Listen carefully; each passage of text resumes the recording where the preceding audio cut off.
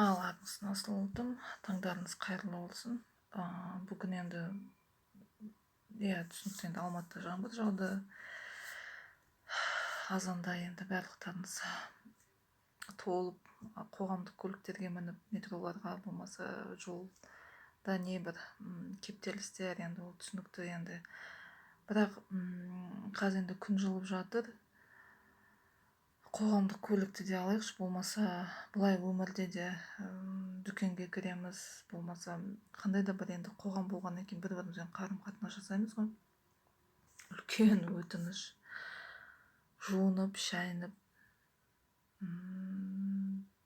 қолтықтарыңызды жуып, бұттарыңызды жуып, кәдімгі дезодоранттар сеуіп, әтірлер сеуіп, таза жүріңіздерші, үлкен өтініш. Енді айтпасқа бұны болмайды енді. Жас болсын, кәрі болсын, өзге ұлттар енді ол түсінікті, біз әбден білеміз. Шошқа бірдеме, шошқаның етін жейді.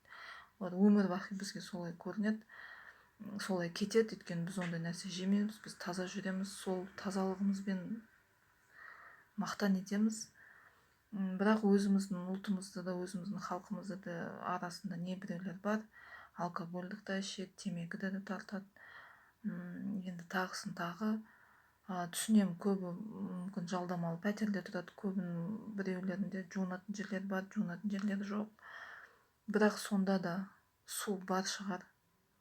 Кәдімгі бір жақтан 10 теңгеге су сатып алсаңыз да жуынып, шайынып, жаңағыдай бактерия, микробтарды көбейтпей қазір ыстық күнде сол гигиенаны сақтап жүрсеңіздер, айналаңыздағы адамдар да жиіркенбейді,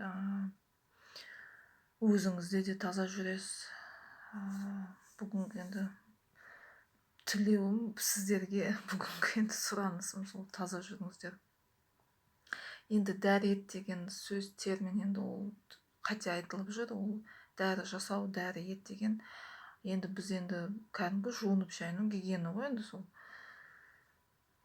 Сондықтан бүкіл жаңағыдай ауыздан бастап, болмаса бүкіл басыңыздан аяғыңызға дейін таза жүріп, таза сөйлеп, әйтеуір